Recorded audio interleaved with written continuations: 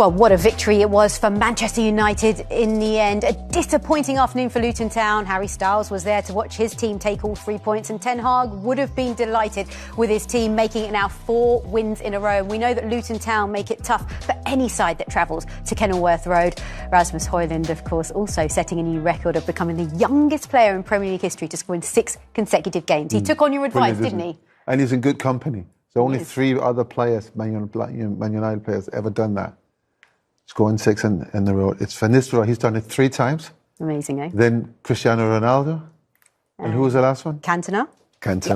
Yes. I do listen to you, Peter. But he's in good company, you know. Yeah, he is. And with him, I'm not saying he's only 21, right? So, you know, he's promising a lot. So I'm saying that he could be looked at in that bracket, that he could move into that sort of that stardom, that guy that puts the ball away and scores him 25, 30 goals a season.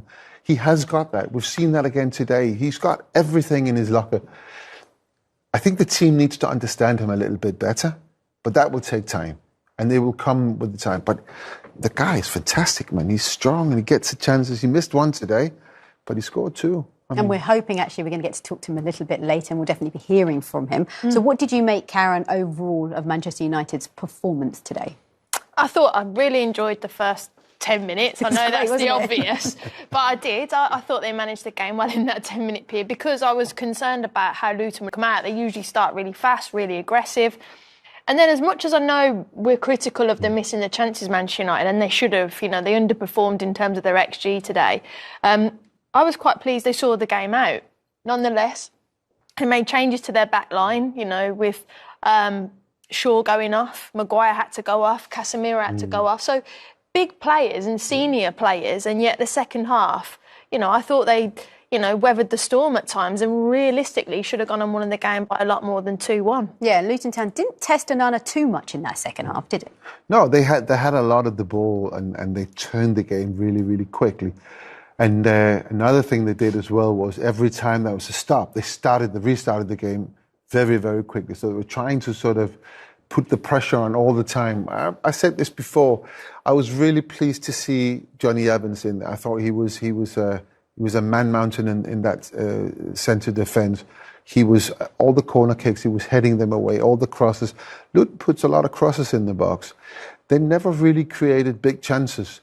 They had sort of small opportunities to create those chances, but I think he was fantastic. I thought Lindelof coming on in the second half, yes, he got the yellow card, but I thought he dealt really well with controlling that side. And again, I have to say, Kobe Mainoo. I mean, he's 18 years old. I mean, he plays like he's played for 10 years. He's got maturity about him, exactly, hasn't he? You know. He doesn't make many mistakes. And you expect an 18-year-old to make some kind of mistake, or a mistake now and again. And playing in midfield, so it's 360. It goes on around you. You're not on the side where you can look in. You're not up front where you look back. You're not at the back where you look front. You have that, and it's like every time he gets a ball, he's dealing with that in a very sensible way. And a constructive way as well. So I'm very impressed with him as well. OK, well, let's take you back to the very start, the bit that Karen and everyone enjoyed the most. The first 7 minutes, or first 15 minutes was brilliant, wasn't it? But the first minute, Højlund got on the score sheet. Yeah, and look, this was what I thought, you know, Luton pushing everybody forward and actually not thinking about let's take care of our business in terms of defensively. And the pass that you don't want to give it to in that mistake from Bell was this man Højlund, because he's not going to miss. And this is what I was on about. Everyone's squeezing up. You can put a blanket on all of them, which I think we're going to do on this bit. They're all in there thinking about, let's go after Man United, their weakness in the first maybe minute or so. But Man United dealt with it. And this man Højlund, he just sniffed out that Bell might make the chance. Ashu takes his eye off of him and doesn't track him, and then bang, taking it round the goalkeeper, which Garnacho should have done in the second half. And Bruno.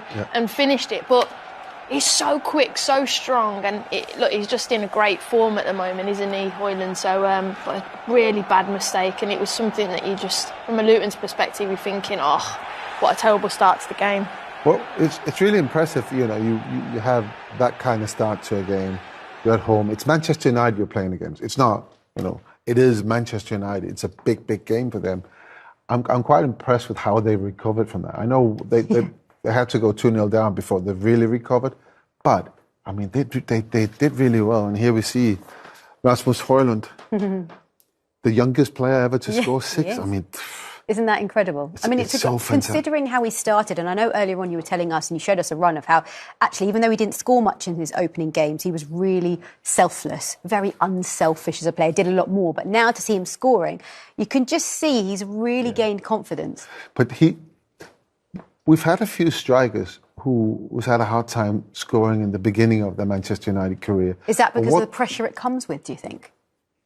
Well, it's a lot of things, but a lot of them are folk heroes at Old Trafford because of what they did without scoring. So the work rate, that they're showing that I really, really want to do well for the team, playing for the team. So I'm thinking of players like Diego Forlán, for instance. He's an absolute hero at Manchester United. He didn't score for a long, long, long time. And the same goes for Højlund. So the fans, straight away, they can see what this guy he is. He's someone who's willing to work hard. He's quick, he's strong, and they can see it's there or thereabouts. It's not. It doesn't. He's a little bit off scoring goals, and it will come. Everyone can see that, so they've been supporting him, and of course the goals are coming now. And if he can stay injury free, there are no boundaries to what this guy can achieve. He is so good, and I've been following for a while. It's literally just what I've seen all the time. So I'm not even surprised that he's had this run of scoring. Yeah, plenty of potential. Still so young, as we've seen, 21 years old, and then he scored again. Yeah. 7 minutes after scoring. Hopefully we get to ask him, did he mean it or did he not? But maybe at the start of the season, this doesn't go in. Sometimes that little bit of luck, it doesn't happen for you. But, it comes on the edge of the box. Garnacho's not marked, but there's Højlund there. He just peels off. Shot comes in, and I think he does chest it in the right direction. I don't think he's trying to get out of the way. I think he's trying to chest it more towards the goal, and you get your bit of luck. But I really do think at the start of the season, that might not have gone for him. But you're in the run of form that you're in. It goes in the back of the net, and you're thinking happy days. But like Peter says there, you make your own luck when you work hard. It's interesting when you see from all these different angles. Some of the angles, it looks very, very much on purpose. Yeah. And some of them, it looks like he's getting out of the way. We're going to ask him. So let's hope we can get to talk to him and ask him about this. I'll leave it to you two to ask him that one. I'll bet you what he's going to say.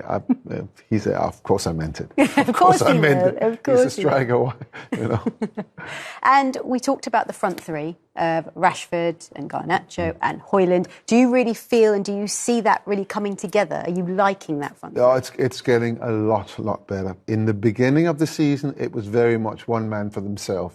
So getting into crossing position, so you got Garnacho on one side, you got Rashford on the other side. A lot of Man United play is crosses, wingers being quick, getting into crossing positions, and then actually crossing the ball. That's not happened in the beginning of the season. Very slowly, they're starting to see what Højlund's strength is. So even when they're used to being so quick, that when they look up, there's nobody there, and nobody there. So they're used to, they have to do, if they get into these positions, they have to finish the job themselves. But now they're looking up, they've got somebody who's equally as quick as them, and he is making those runs. So they're seeing this slowly, and that will only get better with time. Yeah, I mean, we've seen them go from strength to strength. I mean, it's something that you noticed as well. Yeah, I mean, I think as well when Shaw gets back to more fitness, I think he'll offer that natural width, and Højlund will get more opportunities as well, I'm sure, which we'll ask him maybe. We will, and you know what? I am delighted to say that Rasmus Højlund joins us live on the show. Rasmus, congratulations. I have Karen Carney and Peter Schmeichel here with me in the studio, and I'd like to start by saying, Teluga flott mil de tomol. Did that make sense? It was close. I blame my teacher. He didn't teach me very well. You can let Peter say it then. Am I a good teacher or what? Well, clearly not. I think it needs a little bit of practice, but I was all right. Basically, I'm trying to say congratulations. How did it feel? I mean, you've set a new record as well. You're the youngest player in Premier League history to score in 6 consecutive games. That's a big accolade. Yeah, thank you. Thank you very much. It took a little bit of a while, but now it's up and running, and I'm very happy. Rasmus, also, you're in good company now, because there's only 3 other players, United players in the Premier League, who's ever scored 6 in consecutive games. And it's Ronaldo, it's Eric Cantona and Van Nistelrooy. Van Nistelrooy's done it 3 times. How does that make you feel, being in that company? World-class players, legendary stars as well in this football club. So it's massive, but I'm still very hungry, and I want to keep climbing. I want to keep being better and better and better. Right now it's working a lot, but it's about keeping the momentum and keep improving. I texted you earlier on today. I said enjoy the stadium, enjoy the atmosphere there. How was that? Yeah, it was very intense, to be fair. This is a special crowd, to be fair, and like I said in the other interview as well, every away ground in the Premier League is very intimidating. So we just need to be ready, and the most important today was we got the 3 points as well. Hi Rasmus. Hello. Congratulations. I've got to ask you, your second goal, did you mean it? 100%. Brilliant answer. Brilliant. Peter had a bet and said, I guarantee you he's going to say, I meant it. So, well 100%. Done. You can see it as well. I definitely meant it. But, you can also see that I was very, how do you say, I don't know. It was a good finish, but it's say it in Danish. Quick I'll reaction, translate it. you know. It's a quick reaction. I'm just thinking about getting it on target, and Is he asking you? Did you mean it there in that clip? No, I think he's just saying assist. What's it like now? He was shooting on goal. It looks really good in the periods of games now with the 3 of you up front. It looks like you're finding some kind of sort of cooperation. Yeah, you're right, Peter. We want to make each other better, everyone. We want to make each other score goals. Right now I'm in a good run of form, but the 2 other guys are doing incredibly well as well. And it's just about keeping it up, and hopefully we can get more goals and go for what we want, and play the Champions League next year, and try to see if we can go very far in the FA Cup and perhaps win it. Yeah, we were just talking about the front 3 and how well you're gelling and how well you're performing, and you haven't actually lost a game in the Premier League this season when the 3 of you have started. What is it? How have you come to that? Why is it working so well now? I think, like you just said, we've got a good understanding of each other. We have the good pace, all 3 of us up front.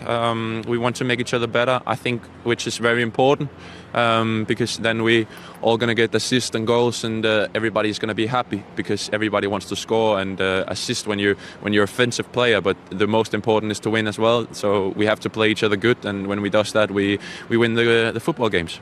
All right, enough of the nice stuff. You're 2-0 up in 6 minutes. Yeah. Why are you making it so difficult to get the 3 points? What is it within the team that doesn't get you the 3rd goal and just shuts the game down?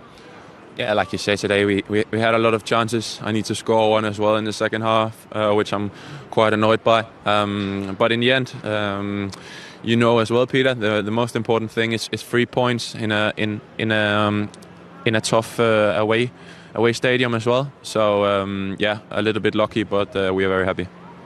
Okay, well, Rasmus, thank you very, very much. Congratulations on the victory and your record, and good luck. Thank you. The next game. You see, Rasmus. Hey. Bye. Well, I was going to attempt to say goodbye in Danish, but clearly I didn't do a very good job. You did. Blame the teacher. I'm blaming the teacher fully. But as for Højlund, we looked at his 2 goals. We've talked about his goal-scoring run, but what about aside from the goal scoring? Did pretty well, didn't he? Yeah, I mean, I even think he could play in the 10 position as well, because he's so good at the link-up play, even like this now, where he's picking it up. And you spoke about it there, Peter, he's so selfless.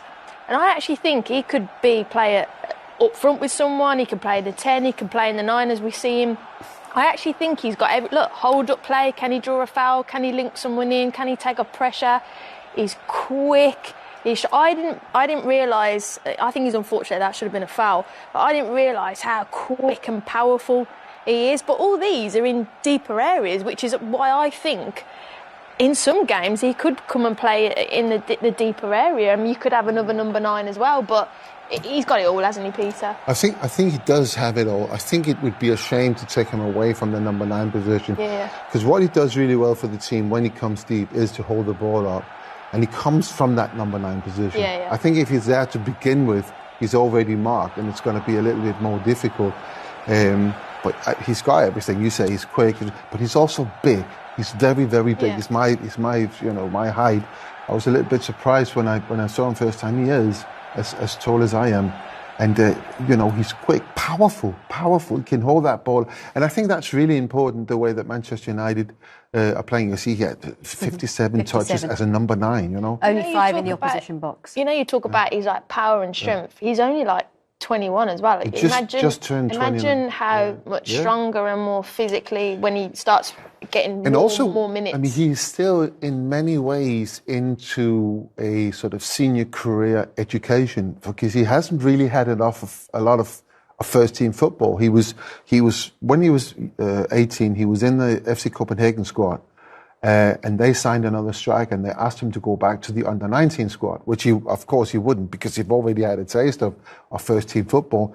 And Sturm Graz, which was an odd choice, they offered him first-team football, and he took it. He was there for 7 months.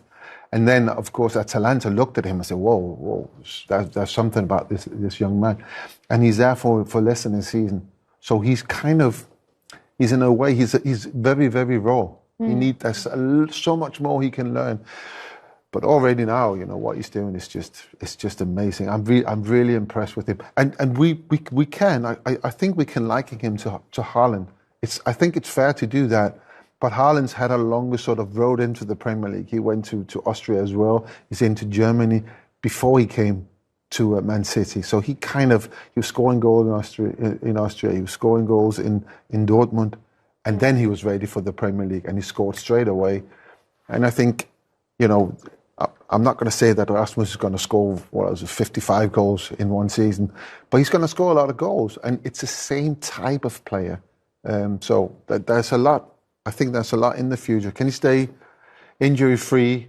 It's a big player they've signed. And could he be that player now in the future for Manchester United they've wanted for all these years, that can go past that 20-goal mark and deliver year on, year out? But I think, again, it's down to his service as well, because we see he has all the quality there, but every centre-forward is actually defined by the service that you give him. I was a wide player, so my job was to feed the centre-forward. If the centre-forward's not getting the service, it's my responsibility. It's Bruno Fernando's in the 10 position to give him that. It's Rashford, it's the wing-backs getting forward. So we see he has the quality, but I think Manchester United have to keep giving him the service, giving him that confidence. And, like I said, when Shaw gets back, I know he played today, but he wasn't really fit. I think that will give him another dimension down the left, because if Marcus Rashford cuts in, he'll have a natural left footer that can give him that option to give him the service. So I think it's very positive for United at the moment. I think it's very, very important that Man United gets a striker that does score the 20-plus goals. It's very, very important in order to stay competitive. Because we see that with the other, who they're up against, Salah, Haaland, all these players. You have to kind of match whatever the competition is. And for, I think it's 10 years that Man United, they haven't had anybody who's scored more than 18 goals.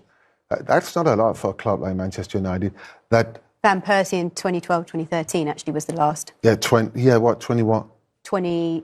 Yeah, that's time they won the league. That's 11 years ago, So in 10 years, there's not been one, and in 10 years they've won very little. So it all connects. Yeah. So yes, it's important, and hopefully he can be that guy. So Højlund was a very happy man today after scoring a brace, and so too, I'm sure, was his manager. Here he is, Erik ten Hag. Erik, congratulations. 2-0 up after 8 minutes. It could have been 4-0 actually after 8 or 9 minutes, and then it became a real battle. Yes, I think quick up, and as you say, we had done I think good chances with Garnacho, with Resi on 3-4-0, and I think then we lose a little bit focus. We are not so strict in what we should do, and then they came more in the game, and we dropped too deep. We allow them too many passes in between the lines, and then we have to defend the box, and we gave some chances away, and then they get, of course, the 2-1, and that's no good. But after halftime, I think we picked it up, and we had several chances, So many chances, 1 against 1. It was Garnacho, it was Ressi again, it was Bruno. So we had so many chances. I think we should have go for 3-1 in such moments. I would also say that obviously in the second half they had some pressure, and I thought Johnny Evans in the second half was brilliant for you. He was outstanding leading that defence under some pressures in the second half. He did well, and as you say, of course, they go and to build some pressure on, and they bring crosses in, and they had some shots, but not the chances we had. There were big chances, and with our abilities we should have scored. You would have been extremely frustrated had they got a late equaliser. Perhaps your heart was in your mouth when Ross Barkley had that header that just hit the top of your crossbar last minute. Yeah, then of course it can always happen in a cross-in or a corner. You concede if you don't execute the 3-1. It's a really good run you're on now. 7 matches unbeaten in all competitions. Away victories, Wolverhampton Wanderers, Aston Villa, now Luton. You must be feeling that your side are really making good progress now. Yeah, I think that's the truth. We're making the progress, but also you see we have to stay focused during the whole game. When you switch off, and I will not even say switch off, but do a little bit less, then you get punished. And we can't afford this. So we have to be all time 100% focused, do your job, work together, in and out of possession, then you can control the games. And otherwise you give what could have been an easy win, now it was a difficult win. Thank you, Eric. You're welcome. Well, actually, following from that interview, I want to come back to you, Peter, with what you said directly after the match. You said there were some players that impressed, and I think we know who they are because you mentioned them. But there were some that underwhelmed for you today. Who were they and why? And you can see he's angry. He's not very. I mean, he's happy with the 3 points, clearly, but he's going to have some meetings during the week with certain players. I think the captain today wasn't very good. I thought he made. I mean, just to an example of what I'm thinking is when you're into added on time, you get a corner kick yourself. Then when Amrabat comes out, he takes a short corner kick. You stay in that corner. You eat all the seconds that you can, and the worst that can happen there is you give a throw in to them, so they have to restart from there. But what Bruno does then is he dribbles, and then from an angle like that, nothing, he has a shot straight into the goalkeeper, who then throws it out to the left. That ends up being a corner kick the other end, and Ross Barkley hits the bar. He's got to step up. He's the leader of the team. He's got to be much, much better than he was today. And I literally don't think he had a positive pass today. I think every time it was 1 or 2 too many touches, and then he was giving the ball away, or it was a negative pass, passing backwards. You expect Bruno? I have to say, I expect Bruno to do better than that. I do. I mean, he's a fantastic player. I think you're asking a lot there. But I think you could have chopped it back, but I personally think it's good defending. We're going to disagree on that. Yeah. That's what we love about this game of opinions. I know I was annoyed when we were watching the game because I wanted that third goal, but I'm not. When I say this about him, I'm not blaming him for that. I'm okay with people missing chances, as long as they try, as long as they're there. At some point it's going to happen. I'm talking about this sort of overall play where you are actually helping the team every time you have the ball. He is the captain of the team. He should be the best player in the team. He should completely run it, and he hasn't done for at least 3 games. And the reason I say this is because we're used to seeing him do it. He's simply not. He's not done it, But he hasn't done it. His stats, though, have gone down for the last few seasons, though, haven't they, Peter? In what way? I think in terms of his goal return and assist, he hasn't really been. I think there was maybe 3 seasons ago he was right up there. But I think in 3 seasons ago he was playing in different positions where it was easier for him to score. For instance, he's covering. That's why I said now it's said that it's Garnacho and Rashford and then Højlund. He's been playing those positions in those seasons. So I mean, they're very difficult and a little bit dangerous for me to judge people on. I'm going by what I'm seeing in the game, and today I just felt that he wasn't there.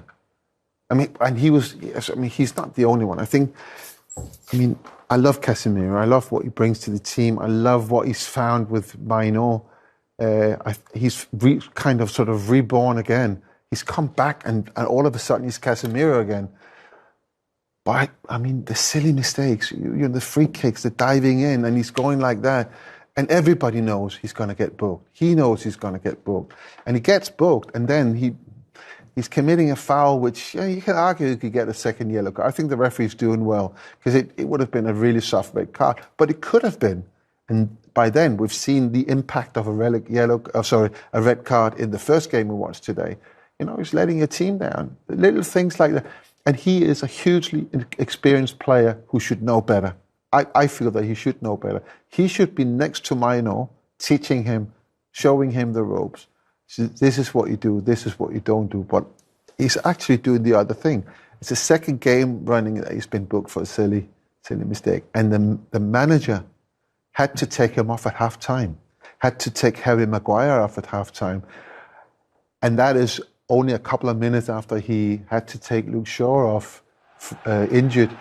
And that's too much for me, But this is what I was saying to you at the start, though. I know they're very different players, but how does it feel for Scott McTominay that's got, the amount of points that he's got for Manchester United scoring, and then these things happen? Because has Casemiro got back to his best since he's been back, or has the team just become a little bit more settled and he's been in that winning side?